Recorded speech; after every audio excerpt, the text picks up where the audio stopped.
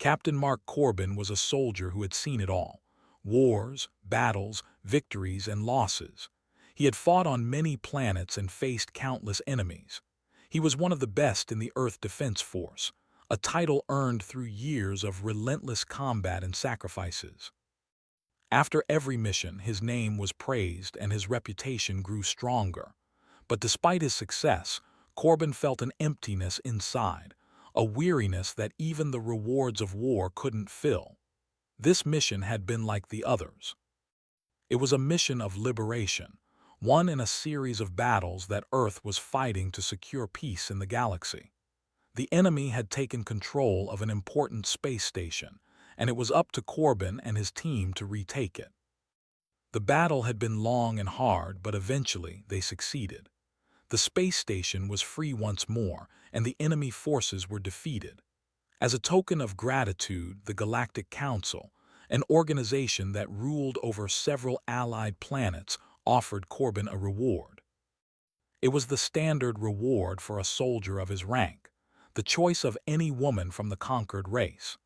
These women were given as prizes for the soldiers, to symbolize peace and to help mend the broken relationships between the species. It was a custom that had been in place for generations, a way to show goodwill after the destruction of war. Most soldiers, especially those with as much renown as Corbin, picked women who were strong, battle-hardened, or beautiful in the conventional sense. They were often symbols of power, of dominance, and were meant to show the world that the soldier had won, not just the battle but also the hearts of those they conquered. But Corbin was different. He was tired. Tired of fighting, tired of the endless wars, and tired of being surrounded by power and violence.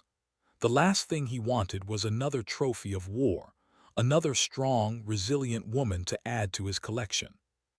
He wanted peace, quiet, and something real, something he could hold on to. So, when the time came to choose, Corbin walked through the line of women who had been brought to the council as part of the reward. They all stood there, some tall and imposing, others with striking beauty. Yet one woman caught his eye: Lena. She was different from the others. She was small, frail-looking, and timid. Her pale skin seemed almost translucent, her body delicate, and her eyes were large and filled with a quiet sadness. She stood near the back of the line, avoiding the gaze of the other soldiers. Her presence seemed almost unnoticed by most, but to Corbin she was like a whisper in the middle of a loud crowd. There was something about her that drew him in. Without much thought, he stepped forward and pointed at her. "I choose her." The council officials were surprised. They had expected Corbin to pick one of the stronger women, perhaps one who had been trained for battle. But Corbin's choice was the weakest among them. They exchanged glances, but they said nothing. It wasn't their place to question the choices of a soldier of Corbin's stature. Lena was led to him, her eyes still cast downward. She didn't speak, and when Corbin looked at her, he saw no joy in her expression, only a resigned acceptance. She had been chosen, and that was her fate. As she walked toward him, Corbin couldn't help but feel a sense of responsibility toward her. He had chosen her, and now he was her protector, her guardian. But as they made their way back to his ship, Corbin couldn't shake the feeling that there was more to Lena than met the eye. She was quiet, yes, but there was an intelligence in her eyes that was hard to ignore. She had been a prisoner, yes, but she wasn't defeated. She was just waiting for something, someone. But what was it? Corbin did his best to make her feel comfortable in the ship. He offered her a room, a place to rest, and even brought her food. But she ate little, and when she did, she barely spoke. It was clear she didn't trust him, or anyone for that matter. He wasn't sure if it was because she feared him or because she feared the world. The war had taken so much from so many, and Lena had clearly been hurt by it. Despite her silence, there was a strange connection between them. Corbin could feel it whenever he looked at her. There was a tension in the air, a knowing that neither of them fully understood, but he didn't press her. He allowed her space, giving her time to adjust to her new life aboard his ship. Days passed, and as they traveled through the galaxy, Corbin began to notice strange things. At times, Lena would look at the stars with an intensity that made him wonder if she was seeing something he couldn't. She would whisper in a language he didn't understand, her words flowing like a soft melody. It wasn't a language of the enemy or any language he had ever heard, yet there was something familiar about it, something ancient. One evening, while Corbin was reviewing some mission logs, he heard a sound behind him. He turned around, surprised to see Lena standing in the doorway. Her eyes were not the same as they had been when he first met her. They were sharper, filled with something he couldn't quite place. "I'm sorry," she said softly, her voice low but clear. "I didn't mean to disturb you." Corbin stood up, surprised by her sudden appearance. "No, it's fine. What is it?" Lena hesitated, and for a moment Corbin wondered if she was going to say something important. But then she just shook her head and turned to leave. "I'll let you get back to your work," she said quietly, but Corbin wasn't going to let it go. "Wait," he said, stepping toward her. "Lena, is there something you're not telling me?" She froze, her back to him. There was a long silence, and for a moment Corbin thought she wouldn't answer.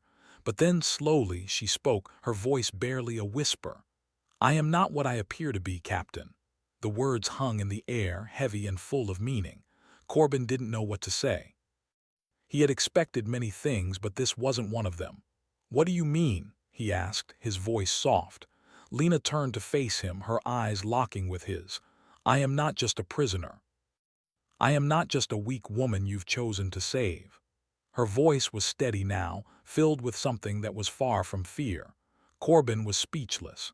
He could feel his heart racing, and for the first time since he had chosen her, he felt a deep sense of unease.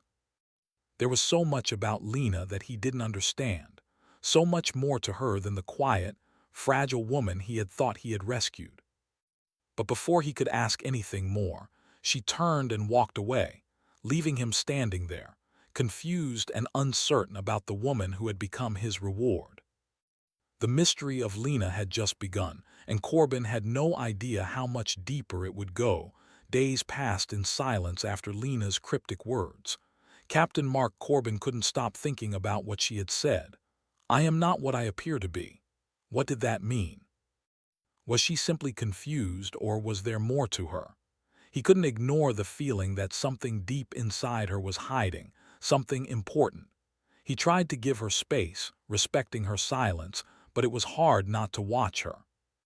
Every movement she made seemed calculated, even the way she walked down the hallway with quiet steps.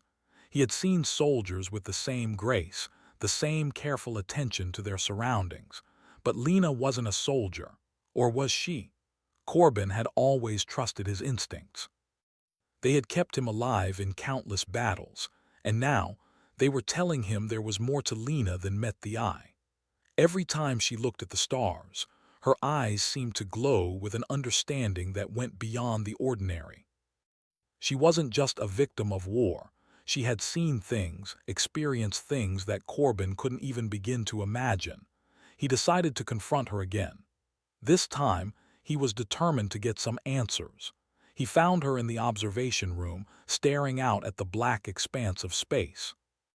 The soft light of distant stars painted her face, and for a moment she seemed far away, lost in thought. "Lena," Corbin said softly, stepping into the room. She didn't turn to look at him. Instead, she continued to gaze into the void, her fingers lightly brushing the glass. "You don't have to be afraid," he said. "I'm not going to hurt you." Lena slowly turned her head, her large eyes meeting his. There was a flicker of something in them, something like sadness mixed with wisdom, but she said nothing. Corbin took a step closer. "You told me you're not what you seem. What did you mean by that?" Lena's expression hardened, and for a moment Corbin thought she might shut him out again. But then she sighed, her breath heavy with the weight of what she was about to say. "I'm not just some weak woman you've chosen," she began, her voice low but steady.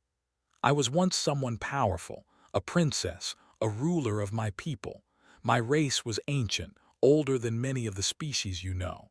We had powers that no one can comprehend. We could manipulate not just the body but the very forces that govern the universe. The wind, the stars, the very fabric of space and time. We were gods to some, feared by others. Corbin stood there, stunned. He had never heard of anything like that. But why are you here? If you were a ruler, why are you a prisoner now? Lena looked down, her eyes filled with a deep, ancient sadness. We were betrayed. Our enemies, seeing the power we held, decided to destroy us. They took everything from us, our homes, our people, my family. They died trying to protect what was left. I was the last of my kind. My powers were hidden, sealed away to protect me from those who hunted me. Corbin's mind was racing. He had thought she was just a quiet, fragile woman, but now everything was changing. And now? What happens now? Lena met his gaze again, her eyes burning with determination. Now I am trying to survive, trying to find a way to rebuild, to take back what was lost. And you are the one who can help me. Corbin's heart pounded in his chest. He had always been a soldier, someone who followed orders, someone who fought for the greater good. But this was different. This wasn't just a mission, it was personal. I don't understand, he said, his voice barely above a whisper. Why me? Lena stepped closer, her eyes never leaving his. Because you are human, Mark. The universe fears humans. You are unpredictable. You have strength and resilience that others don't understand. You have the ability to overcome anything, no matter the odds. Together, we can fight back. We can make them pay for what they did to my people. Corbin was silent for a moment. He had always believed in the strength of humanity, in the spirit of his people to endure and survive. But now, faced with this impossible situation, he wasn't sure what to think. Tell me everything, he said, his voice firm with resolve. I need to know what I'm up against. Lena nodded, her eyes filled with both fear and hope. She began to tell him the story of her people, of their rise and fall. She spoke of the ancient warlords who ruled the stars, of the battles fought not with weapons, but with the very forces of nature. Her people had been capable of bending the elements to their will, of controlling the very fabric of reality itself. It was a power so great that it scared even the most powerful civilizations in the galaxy. But with power came envy, and eventually betrayal. A coalition of enemy races had formed, each one fearing the power of Lena's people. They launched an attack that wiped out nearly all of them. Only Lena, the youngest of her family, had survived. She had been hidden away, her powers sealed by ancient magic to keep her safe. But even then, her enemies had never stopped hunting her. Now, Lena was alone, the last of her kind, and the enemies who had destroyed her people were still out there, searching for her, trying to finish what they had started. And you think I can help you? Corbin asked, his mind still trying to grasp the enormity of what she was saying. Lena nodded. You are not like them. Your people may not have the same powers, but you have something just as powerful. You have the strength of will, the courage to do what is necessary. Together we can stop them. Together we can rebuild. Corbin took a deep breath, his mind still racing with thoughts of what she had told him. He had always been a soldier, always followed orders. But this was different. This was more than just a fight. This was about survival. This was about protecting the last of a species and preventing the destruction of everything she had ever known. I'll help you, Corbin said, his voice steady now. I don't know how, but I will. We'll figure this out together. Lena's eyes softened, a faint smile playing on her lips. Thank you, Mark. I knew I could count on you. The weight of the promise hung between them, and for the first time since he had met Lena, Corbin felt a sense of purpose. This was more than just a mission. This was personal. He was no longer just fighting for peace. He was fighting for the survival of an entire race, for the chance to restore what had been lost. But as they continued their journey together, Corbin couldn't shake the feeling that there was more to Lena's story than she was letting on. He knew she was hiding something, something important. But for now, he would focus on the task at hand. There would be time for answers later.